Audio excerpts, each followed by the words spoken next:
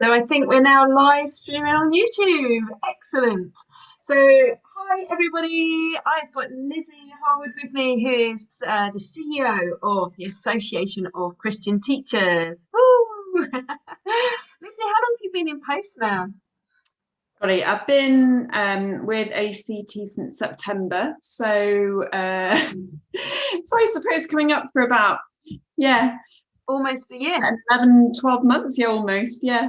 Gosh, that has gone so quickly, and it's been brilliant to have you leading ACT. We've had a number of changes to the e-newsletter and to the website, and it's really great to have a new look and fresh and feel that's coming through. So, yeah, massive well done, and I'm sure you've been really well supported by the team at ACT and the board there, which is wonderful.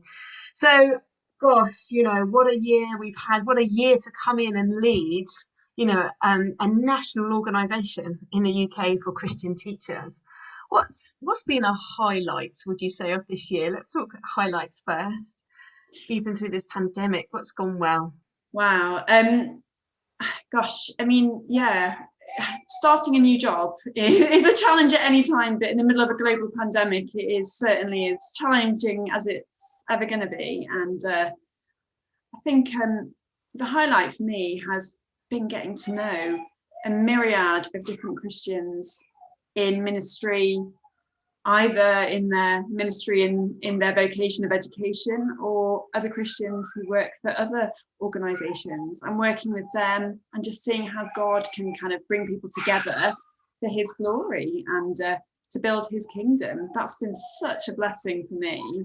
So just, yeah, real encouragement.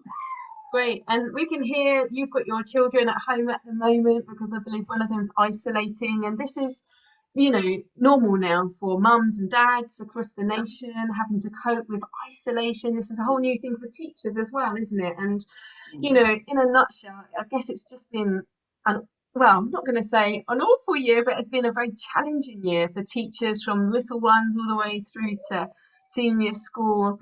Do you want to share a little bit about how this year's gone, and how, as a result of what you're going to say, how we can then pray, for our Christian teachers? Yeah, I mean, it's definitely been testing, to say the least. I have to say, I came out of the profession about 18 months ago, and I've got to say, at the moment, I'm pleased. I'm not in the classroom having to deal with the challenges of hybrid learning, of frequent testing, and of just not knowing what I'm going to face when I come to school the next day, whether I'm going to have to stay at home and teach at home, or teach from the classroom, or teach students who are behind a screen and in the classroom.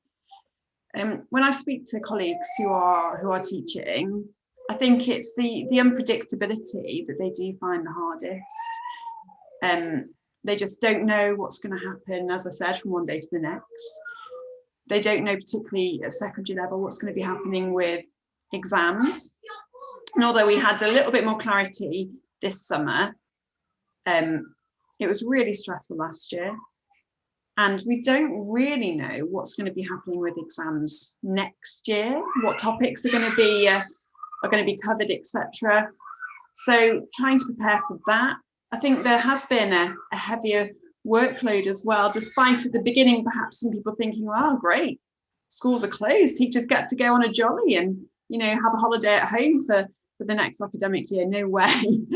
I know from even just seeing my son and his teacher how hard she has worked. She has worked her socks off dealing with setting online work, doing meetings and lessons via Zoom or Teams, and then marking work that we've sent in or we've emailed through, and then dealing with everything else on top of that, and then welcoming kids back to school, some of whom will have had a really tough time, who will have made very little progress at home because they don't necessarily have the right support or the facilities. So yeah, it's been challenging in so many ways, and teachers are tired, I can tell you that. They're exhausted. Yeah. So that's one thing that we can pray. We've got lots of little nuggets of prayer points there from what you've just said. So thank you for that. And I guess you're called the Association of Christian Teachers, but you support all people in education, don't you? Whether they're support workers, TAs. Yeah. A friend of mine, she works in making sure attendance, and that's been massive for her. Like, parents not bringing their kids to school, and she has to follow them up, and why not, and all this sort of stuff. So, so it's really great that your association exists to support all teachers.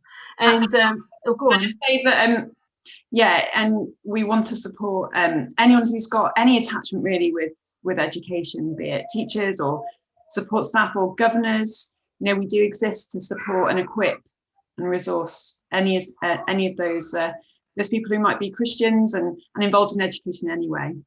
Great. And talking of governors, I mean, you had a brilliant Zoom session, was it last month, to try and get more Christians to engage in their schools.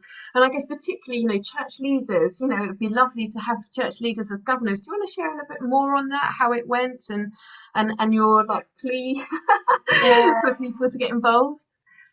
Yeah, so we're just seeing that there's a real opportunity for Christians in their community to have a hand in the governance of local schools.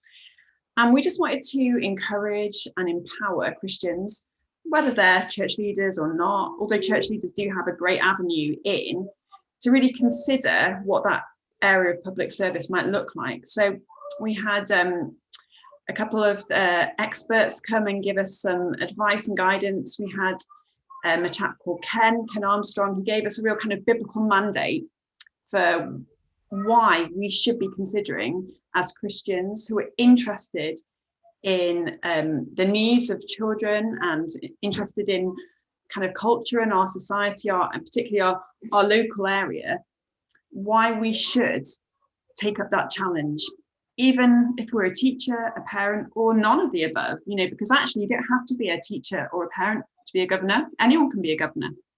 And then we had Mike Simmons, who is an educational consultant, and he actually has his own kind of area ministry of training governors. And he gave us perhaps more of a pragmatic insight into what governance actually means and the different kind of skills that are expected of governors and the different kind of areas they serve in, and then help to frame that in a Christian context to see how we can be pastoral and sort of supporting the school, as well as prophetic. Use that word, not prophetic in the kind of prophesying over the school, but prophetic in the way of perhaps seeing areas that the school needs to work on, perhaps speaking into a situation with wisdom, and particularly having that kind of Christian worldview that can help sort of enable that.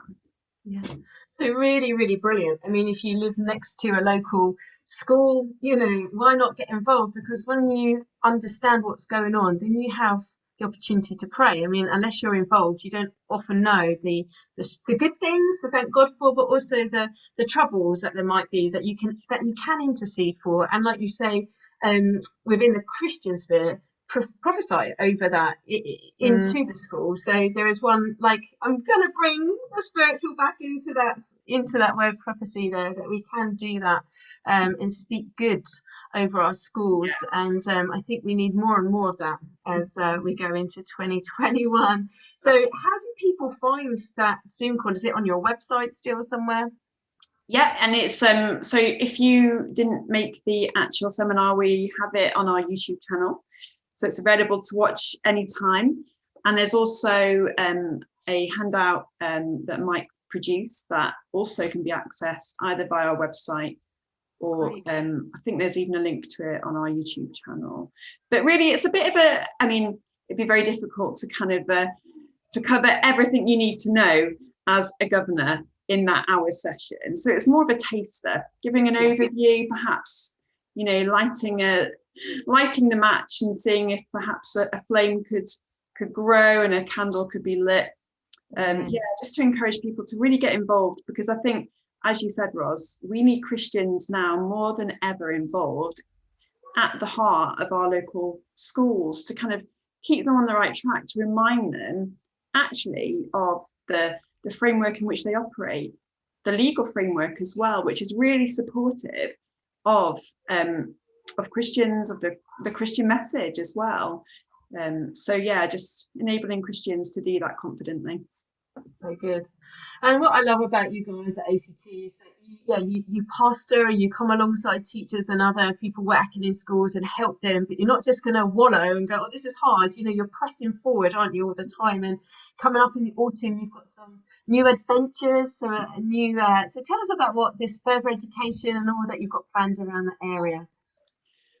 Well, a lot of it is still to be decided, but at the moment we're talking a lot with some of our partners, Festive. So they work in the FE, further education sector, supporting Christian unions that are run and organised by students. So further education, I'm sure most of you will know, and you all know Ros, caters for 16 to 18 or 16 to 19-year-olds. And every child or student in the UK still has to be in full-time education at that age, whether it's through a sixth form college or an apprenticeship and other training or other kind of qualification. So FE is a great area to get involved in, but it's a hard place to be a Christian sometimes. What we find is that some of the safeguards that are there in primary and secondary school at an FE college, whether that, as I say, a sixth form or different kind of institution, they aren't necessarily present. So there's no requirement for a collective act of worship. There's no religious education that is mandated by law anymore, because that disappears at the age of 16. And often FE can be at the liberal extreme. I think perhaps some of the ideology that's promoted and that is popular in mainstream culture is reflected in those contexts. And so it can be hard to be a member of staff supporting young people, and the young people often find it hard as well. So we want to build up a kind of network that encourages Christians who work in FE to live out their faith genuinely, authentically, and in a way that really honours Christ, but in a way that is, again, within the parameters of the law, and that doesn't isolate them from their colleagues and students in FE, in a way that can help to build a bridge. Okay. So yeah. So you've noted there's a bit of a void in this area. So if you're out there, you're a teacher, an administrator, a cleaner, and management working in FE colleges, anything to do with FE, further education, please get in touch with the Christian Association of Christian Teachers. They want to connect you, support you, equip you so that you can be the best that you can be and bring your whole self as a Christian to that workplace. And it's very hard to do that on your own, but when you're connected with other Christians, there's an excitement, there's a buzz, and we can get on and do this, be a Christian together in the workplace. So Lizzie, how would people get in touch? Do they just go to your website, or is there an email address? Yeah, I mean, you can go to our website, and we've got various kind of contact buttons, etc. there. You can link up with us via Facebook. You can contact us there via the message tab. So the email address, if you wanted to email, would be admin@christian-teachers.org.uk. Or there are other contact details, including phone number on our website. But yeah, Facebook is probably a good place to go. That's where the community is visibly growing. Oh, that's wonderful. Really wonderful news.